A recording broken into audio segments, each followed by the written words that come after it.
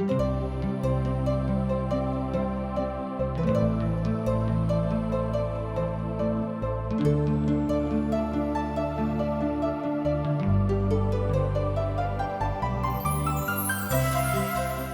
जीवन हमरा सबके एके बेर भेटैत अछि आ जीवन बहुत अनमोल छथि। जँ ई जीवनके जियके अछि तऽ ओहिना जी नहीं सकै छी तऽ यह जीवन एना कहियौ कि नीरस भऽ जाइत अछि। यह लेल TWR इंडिया प्रस्तुत कऽ रहल छथि कार्यक्रम आशाक इजोत अहाँके परमेश्वर के राह में आगाँ बढ़ेबामे सहयोग करैक आ अहाँ खुशहाल जीवन जी सकियौ।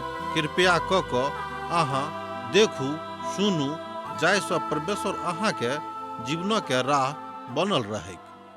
आशा के इजोत मैथिली कार्यक्रम में हम एक बेर और अहाँक अभिनंदन प्रभु यीशु मसीह के मीठ आ पवित्र नाम से कह रहल छी। हमरा सब देख रहल छी जे सुलेमान बहुत तरहक खोजबीन कऽ रहल छथि। बहुत बातों के खोजबीन कऽ कऽ ओ संतुष्टि आ शांति प्राप्त करबा के बाट खोज रहल छथिन। मुदा हुनक ई सबटा प्रयास एक एक कऽ कऽ असफल भेल जा रहल छनि। ओ बहुत बात में खोज केने छलाह जे ई सब बात हुनका जिंदगी में शांति आनि सकै छै कि नहीं। ओ विज्ञानक सहारा लेलखिन, ओ प्रकृति के सहारा लेलखिन, ओ विधानक सहारा लेलखिन, वो और सब बातक सहारा लेलखिन। तकरा बाद ओ टाका पैसा के सहारा लेलखिन, तकरा बाद ओ धर्म के सहारा लेलखिन, तकरा बाद अब हमरा लोकनि देखैत छी को नैतिकवादी सिद्धांतक सहारा लऽ रहल छथि। मुदा ओ संतुष्ट ओहि सब बात में नहीं भेलाह। तकरा बाद ओ दर्शन आर मनोविज्ञानक सहारा लऽ लेलखिन। ई सब बात में भी हुनका कोनो तरहक संतुष्टि नहीं भेटलनि। ओ तकरा बाद भौतिक बातक विचार करनाइ आरंभ कऽ देलनि, मुदा सेहो हुनका सहारा आ संतुष्टि नहीं देलखिन। आ तहन ओ भाग्यवादक सहारा लेलखिन, ओहू में हुनका संतुष्टि नहीं भेटलनि। ओ आजुक मानव समाजक बड़ नामी दर्शन अछि। ओ तकरा बाद स्वार्थवादक सहारा लऽ लैत छथि, ओहू में हुनका कोनो तरहक सहारा नहीं भेटलनि। अर्थात वास्तविक संतुष्टि वास्तविक आनंद हुनका नहीं भेटलनि। आ तकरा बाद ओ धर्मक सहारा लेलखिन। हुनको में हमरा लोकनि देखलहुँ हैं कि हुनका सहारा व संतुष्टि नहीं भेटलनि। मुदा मसीह यीशु मनुखक संतुष्ट कऽ सकैत छथि। एक बेर आर ध्यान दियौ कि प्रभु यीशु मसीह मनुख जातिक संतुष्ट कऽ सकैत छथि, कियाक तऽ हमरा सब हुनके निर्मित एकटा वस्तु थिकहुँ हैं। तकरा अहाँ धनसँ, तकरा अहाँ आर कोनो बातसँ संतुष्ट नहीं कऽ सकलहुँ हैं।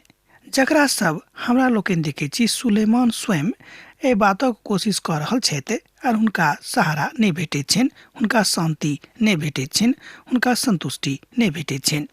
ओ संसारक सबसँ बेसी धनिक मनुख छलाह। एहि बातक गवाही हमरा लोकनि पवित्र पोथी बाइबिल में देखैत छी। ओ संसारक सबसँ बेसी धनिक मनुख छलाह, मुदा हमरा लोकनि की देखैत छी कि हुनका संतुष्टि नहीं भेटलनि।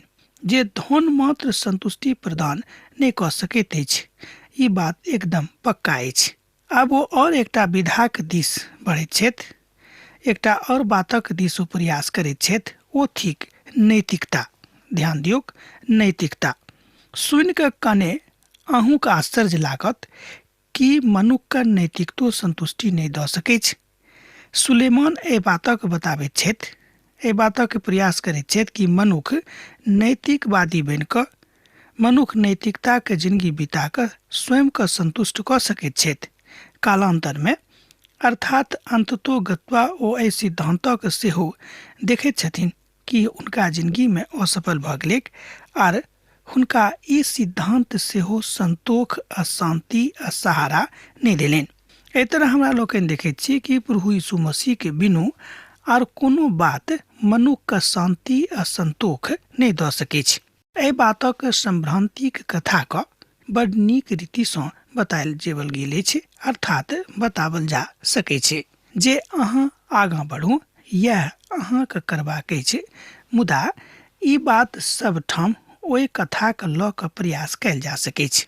विचार राखबे तऽ अहाँ एहि बातक देख सकै छी कि मनुख खाली नैतिक बातक वा नैतिकताक सिद्धांतों पर चल कर स्वयं के संतुष्टि नहीं द सकैत छथि, अर्थात स्वयं के संतुष्ट नहीं कऽ सकैत छथि। ई प्रयास राजा सुलेमान केलथि, तहन पवित्र पोथी से हमरा लोकनि देखैत छी कि हुनको संतोष नहीं भेटलनि।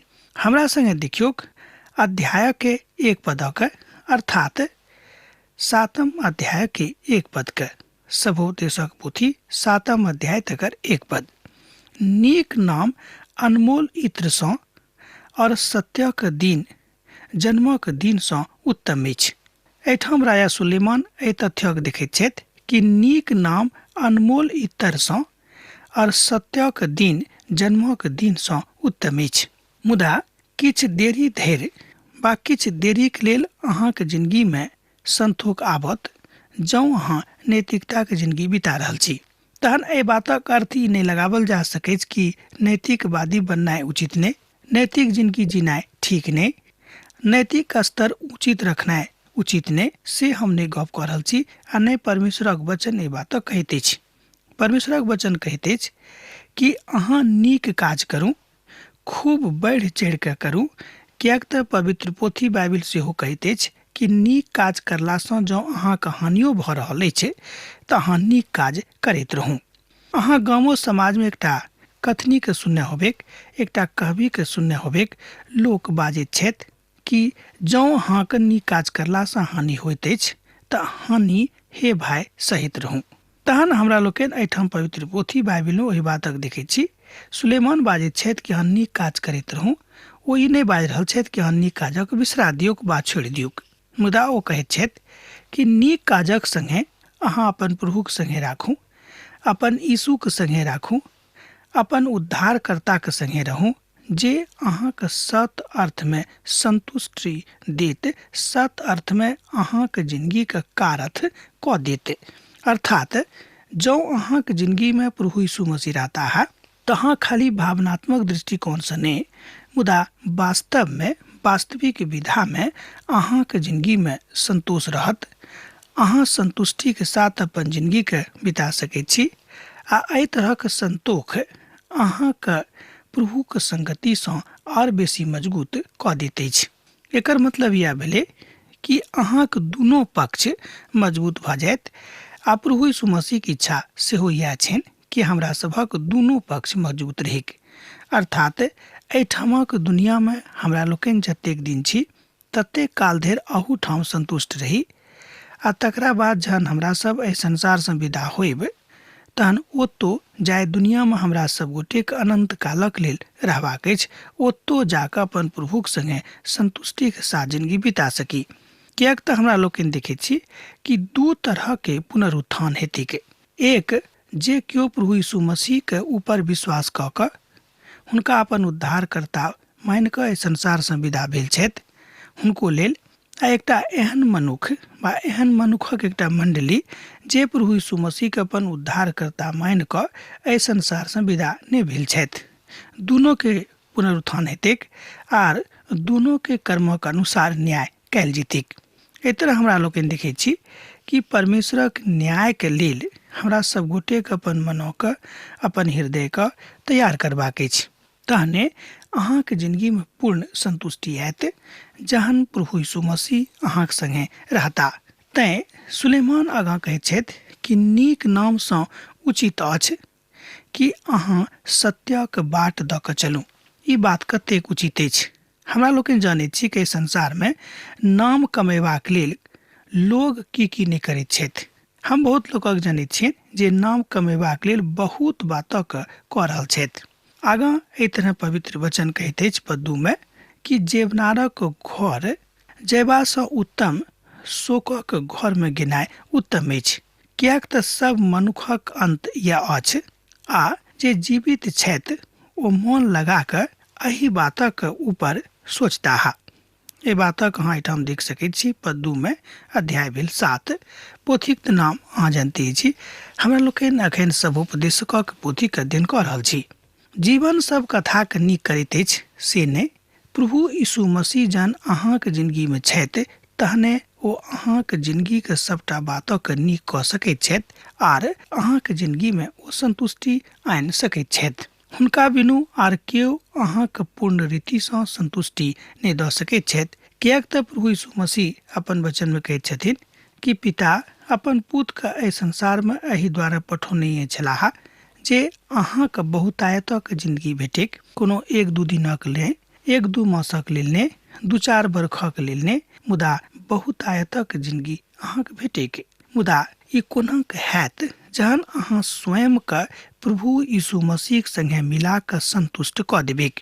यह कथा जे हम अखन सीख रहल छी बड्ड मन भावना अछि, बड्ड पावन अछि, बड्ड विधात्मक अछि, बड्ड सराहबा वाला अछि, बड्ड प्रेम करऽ वाला अछि, किएक तऽ प्रभु अहाँसँ प्रेम करैत छथि।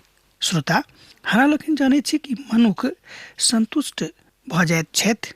मान लियौ अहाँके धियापुता पढ़ैत छलाह, पास कऽ गेलैक, अहाँ संतुष्ट भऽ जाइत छी। हम ई नहि कहबै जे अहाँ संतुष्ट नहि भऽ जाउ, ओ संतुष्टिके बात अछि।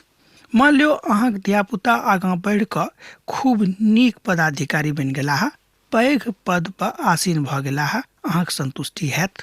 हम ई नहि कहैत छी जे नहि हैत, मुदा एहि सब संतुष्टिके अहाँ अपन जिंदगीमे कतेक दिन लऽ कऽ चलि सकैत छी, कनेक ध्यान दियौ। किएक तऽ एहि बातक अनुभव, एहि बातक अभिचरणा एहिठाम सुलेमान कऽ रहल छथि। ओ एहि बातके अभिचरणा देखैत छथि कि मनुख कहियो एहि तरहक नीतिवादी सिद्धांतक लऽ कऽ स्वयं के सब घड़ीक लेल संतोष नहि दऽ सकैत छथि आ नहि संतुष्ट कऽ सकैत छथि। तहन प्रभु यीशु मसीह के प्रेम, प्रभु यीशु मसीह के वचन आ हुनक वचनक अधिकारिक हमरा हृदय में बसनाइ हमरा सब गोटे के संतुष्टि प्रदान करैत अछि। आ एहि तरहक संतोष अहाँके सिखबाक अछि, एहि तरहक संतोष दूसराक सिखेबाक अछि, आ एहि तरहक संतोष अपन जिंदगी में अनबाक जरूरत अछि। किएक तऽ प्रभु यीशु मसीह ठाढ़ छथि, अहाँके उद्धारकर्ता ठाढ़ छथि कि अहाँ अपन नैतिक जिंदगी में प्रभु यीशु मसीह के लऽ आनू। अहाँके जिंदगी में आर बेसी इजोत भऽ जायत, अहाँके जिंदगी में वास्तविक इजोत भऽ जायत, जाय इजोतक लेल अहाँ खोज कऽ रहल छी। हंसी सँ खेद उत्तम अछि। हाँ, एहि बातक देखियौ कि हंसी सँ खेद उत्तम अछि, किएक तऽ मुँह पर शोक सँ मन शुद्ध रहैत अछि। एहि तरहसँ हमरा लोकनि देखैत छी 3 पद में, अर्थात सभोपदेशक पोथी 7 अध्याय के 3 पद। आजुक युग में दुख नहि आबैक से नहि भऽ सकैत छै। काल्हि जे युग छल ओहू में दुख खूब छलैक, ई बात नहीं कि दुख नहीं रहेक। जाय काल में प्रभु यीशु मसीह मनुखक देही के साथ संसार में विचरण करैत छलाह, ओहू काल में बहुत लोग दुखी छलैक, बहुत लोग बीमार छलैक, बहुत लोग परेशान छलैक। अर्थात युग दर्शन में, युग धर्म में कोनो तरहक परिवर्तन ओहू काल में नहीं छलैक, जेना कि हमरा लोकनि आजुक युग में देखै छी। बड नीक बात अछि कि परमेश्वर प्रयास में जे हमरा लोकनि छी, अर्थात जे केओ परमेश्वरक खोजनिहार बनि कऽ तरह तरहक बातक कऽ रहल छथि, हुनका एहि बातक ज्ञान कालांतर में भऽ जेतनि कि यीशु के छोड़ि कऽ आर केओ मनुष्य के संतोष नहीं दऽ सकैत अछि। यह ज्ञान आजुक दिन हमरा सब पवित्र पोथी बाइबिल सँ सीख रहल छी। हमरा लोकनि अखन अध्ययन कऽ रहल छी सभोपदेशक पोथी की तकर 7 अध्याय। आ मृत्यु के भय प्रभु यीशु के संगति के कारणे दूर भऽ जाइत अछि। हमरा एक गोटे कहलनि कि जहिया सँ हम प्रभु यीशु मसीह सँ हृदय लगेलहुँ हैं, हुनका सँ हमरा जहिया से प्रेम भऽ गेल, हुनका हम जहिया सँ अपन जिंदगी के सब किछु मानि लेलहुँ हैं, जहिया सँ ओ हमर प्रेमी भऽ गेलाह और हम हुनक प्रेमिका बनि गेलियनि, ओहि काल सँ हमरा जिंदगी में बहुत संतोष अछि। एहि तरहक अनुभव अहूँ दऽ सकैत छी, एहि तरहक अनुभव अहूँ अनुभव कऽ सकैत छी, एहि तरहक अनुभव के अहूँ दूसरा के बता सकैत छी जे अहाँक अनुभूति की अछि। अहाँ में से बहुत केओ एहि तरहक अनुभूति के लिख कऽ हमरा एहिठाम पठा रहल छथि। हम हुनका धन्यवाद दैत छियनि, किएक तो अपन जिंदगी के सरदार, ओ अपन जिंदगी के मीत, ओ अपन जिंदगी के दुल्हा, ओ अपन जिंदगी के सब किछु प्रभु यीशु मसीह के बना चुकल छथि। किएक तऽ हुनका सत्य सँ भेंट भऽ गेलनि, ओ सत्य के चिन्ह गेलाह। पवित्र पोथी बाइबिल कहैत अछि कि सत्य अहाँके आजाद कऽ देत। जब तक हमरा लोकनि सत्य के नहि चिन्हबै, हमरा लोकनि आजादी के महसूस नहीं कऽ सकैत छी। बुद्धिमानक मन शोक करऽ वाला आ घरक दिस लागल रहैत छनि, मुदा मूर्खक मन आनंद करऽ वाला आ घरक दिस लागल नहीं रहैत छनि। एहि बातक हमरा लोकनि एहिठाम देखैत छी पद 4 में। अध्याय भेल 7, पोथी के नाम भेल सभोपदेशक। बहुत लोक मृत्यु संस्कारक आराम वाला एकटा नीक बात बुझैत छथि, मुदा बहुत केओ मृत्यु के संस्कारक एकटा दुख देबय वाला बात बुझैत छथि। जहन केओ एहि संसार से विदा भऽ गेल, हुनक विदाई में हमरा लोकनि जानैत छी केओ कानैत छथि, केओ एहि बातसँ आनंदित सेहो भऽ जाइत छथि कि हुनका आब एहि संसारक काजसँ छुट्टी भेट गेलनि। आब कारण जे हुएक, मुदा संतोष देबय वाला यह बात अछि। पवित्र पोथी बाइबलक अनुसार, पवित्र वचनक अनुसार संतोष करय वाला बात यह अछि कि ओ मनुष्य जहन एहि संसार से विदा भेलाह तऽ हुनका संगे प्रभु यीशु मसीह रहनि। झाँपि तोपि कऽ कोनो बातक ने, मुदा उघारि कऽ सबटा बातक प्रभु यीशु मसीह हमरा सब गोटेक लेल राखि देने रहते। कियाक तऽ प्रभु यीशु मसीह चाहैत छलखिन कि सबटा बात उघारल रहैक, कोनो बात झाँपल तोपल नहि रहैक। ओ प्रभु यीशु मसीह के ग्रहण कऽ कऽ सार्वजनिक जिंदगी के घोषणा कऽ सकैत छथि। ओ प्रभु यीशु मसीह के ग्रहण कऽ कऽ मूर्ख नहि बनि सकैत छथि। ओ प्रभु यीशु मसीह के ग्रहण कऽ कऽ स्वयं के संतुष्ट कऽ सकैत छथि। खाली नैतिकवादी सिद्धांतक ऊपर चललासँ पूर्ण संतोष अहाँके नहि भेटत, कियाक तऽ प्रभु के बिनु केओ मनुष्य जाति के संपूर्ण रूपे संतुष्टि नहि दऽ सकैत अछि। मूर्खक गीत सुनलासँ बुद्धिमानक फटकार सुननाइ उत्तम अछि। एहिठाम देखियौ पवित्र वचन की बाजि रहल अछि कि मूर्खक गीत सुनलासँ बुद्धिमानक फटकार सुननाइ उत्तम अछि। कियाक तऽ मूर्खक हंसी हड़ियाक नीचाँ रहैत अछि, अर्थात जरैत रहैत अछि, और काँटाक चराचरक जकाँ होइत अछि। ई सेहो व्यर्थी अछि। एहि बातक अहाँ एहिठाम देख सकैत छी 5 आ 6 पद में, अध्याय 7। हमरा संगे देखियौ एक बेर, हम अहाँके लेल पढ़ि रहल छी। मूर्खक गीत सुनलासँ, ध्यान दियौ, मूर्खक गीत सुनलासँ बुद्धिमानक फटकार सुननाइ उत्तम अछि। कियाक तऽ मूर्खक हंसी हड़ियाक नीचाँ जरैत काँटाक चराचरक जकाँ होइत अछि। ई सेहो व्यर्थ अछि। हमरा लोकनि देखैत छी कि जहन मूर्ख हंसैत छथि तऽ हुनक हंसी कोना रहैत छनि, जेनाकि काँटाक चराचरहाट, अर्थात जेना काँटा किछु आवाज दऽ रहल अछि, काँटा किछु चरचरा रहल अछि, एहि तरहक होइत अछि। मुदा जे केओ बुद्धिमान छथि, जँ अहाँके फटकारो दऽ रहल छथि तऽ अहाँके भलाइके लेल दऽ रहल छथिन। उदाहरणार्थ, मान लियो अहाँके माय बाबू अहाँके खूब फटकारैए कि अहाँ आइ पढ़ै लेल नहि गेलहुँ, अहाँ आइ अमुक काज नहि कयलहुँ, अहाँ जँ एना करब तऽ हम अहाँके घरसँ विदा कऽ देब, सोझ गपमे हम अहाँके घरसँ भगा देब। एकर मंतव्य वा एकर अर्थ ई तऽ नहि अछि कि अहाँके माय बाबू अहाँके फटकार दऽ कऽ अहाँके घरसँ वास्तवमे निकालि देत, से नहि। मुदा ओ ई चाहैत छथि कि अहाँ हुनक धियापुता थिकहुँ, जेना अहाँके धियापुता चाहैत छी कि अहाँके जकाँ बनेक, अहूँसँ नीक बनेक सब माय बाबूके इएह इच्छा रहैत छनि। जँ अहाँ माय बाबू छी तऽ एहि बातक अहाँ खूब नीक जकाँ बुझि सकलहुँ हैं कि मान लियो अहाँ नीतिवान छी, अहाँ नीतिगत जिंदगी बिता रहल छी, तऽ अहाँके जरूर इच्छा हैत कि अहाँके धियापुता अहूँसँ बेसी नीक जिंदगी बिताबैक, अहूँसँ बेसी नीक मूल्यवान बनि कऽ एहि संसारमे जियैक। लोग कहे कि हाँ, अमुक आदमी के धियापुता के देखियो, ओ तऽ मायो बाबू से बेसी नैतिकवान छथि, नीति वचनक मानय वाला छथि। ई सुनि कऽ अहाँके संतुष्टि भेटत। ई जानि कऽ अहाँके मन खूब त्राणक दिस जायत, अर्थात खूब नीक शांतिक दिस बढ़त। अहाँके संतोष भऽ जायत कि अहाँके धियापुता परमेश्वरक वचनक अनुसार चलैत छथि। एक गोटे हमरा कहलनि कि एहि बातसँ हमरा बड़ संतुष्टि भेटैत अछि जहन हम ई जानैत छी जे हमर धियापुता प्रार्थना करैत छथि, हमर धियापुता पवित्र पोथी बाइबिल पढ़ैत छथि, हमर धियापुता पवित्र पोथी बाइबिलक वचनक स्मरण करैत छथि। हुनक नैतिक जिंदगी महान छनि। एहिठाम जे नैतिक जिंदगी छल, एहि नैतिक जिंदगीमे प्रभु यीशु मसीह छनि। खाली मान लियौ कि अहाँ खूब एहन जिंदगी जियैत छी जाहिमे सब ठाम एकटा आचार संहिता अछि, मुदा खाली आचार संहिता अपना जिंदगीमे लागू करलासँ अहाँके पूर्ण संतुष्टि नहि भेटत, जाबे धरि प्रभु यीशु मसीह अहाँके जिंदगीमे नहि रहतैथ। अपन मोनमे उतावलापनमे आबि कऽ, अपन मनमे अपन उतावलापनमे आबि कऽ क्रोधित नहि हो, कियाक तऽ क्रोध मूर्खेके हृदयमे होइत अछि। सभोपदेशक पोथी 7 अध्याय 9 पद एहि बातक एहिठाम बाजि रहल अछि। ओ कहैत छथिन कि खाली क्रोधित भेलासँ किछु नहि हैत, अहाँके मनक उतावला कयलासँ कोनो फायदा नहि हैत, अहाँ अपन मन के उतावला नहीं हुआ दियोक। अहाँ क्रोधित नहीं भ जाओ, कियाक त क्रोध मूर्खे के हृदय में होइत अछि। अहाँ अनेरे क्रोध नहीं करियोक।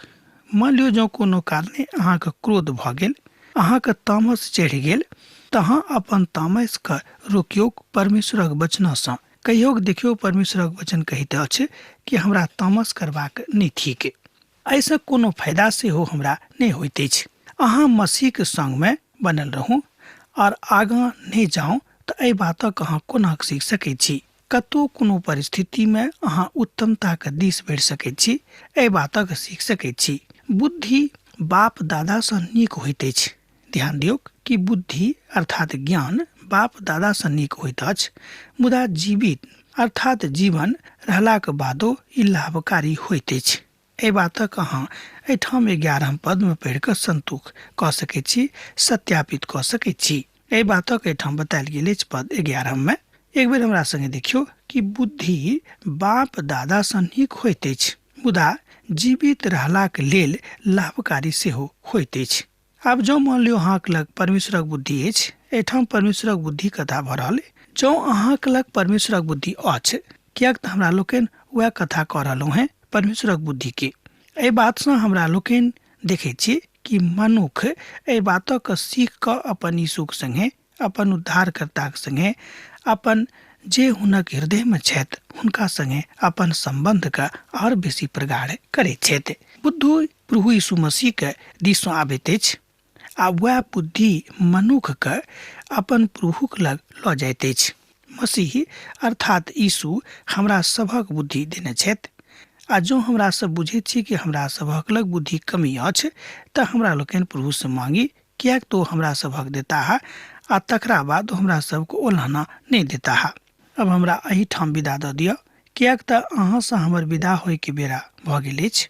जेना अहाँ सब हमरा एहिठाम पाती लिखैत रहैत छी, लिखैत रहब, हमरा बिसरायब नहीं। यीशुक नेह अहाँक जिंदगी में सैद घड़ी बनल रहे। आमीन। हमर विश्वास अछि कि ई कार्यक्रम अहाँ के लेल लाभदायक सिद्ध अछि। हम चाहै छी कि अहाँ अपन आशीषक के हमरा संग साझा करू। जँ अहाँ के नजीक बाइबल सँ आ जीवन सँ संबंधित कोनो प्रकार के प्रश्न भऽ सकै अछि, तऽ अपन समस्या के लेल प्रार्थना करबा के लेल जँ चाहै छी तऽ हमरा फोन नंबर पर जरूर संपर्क कऽ सकै छी। परमेश्वर अहाँ सब के लेल एकटा सुंदर, सुखद, आनंदित दिन प्रदान करैक।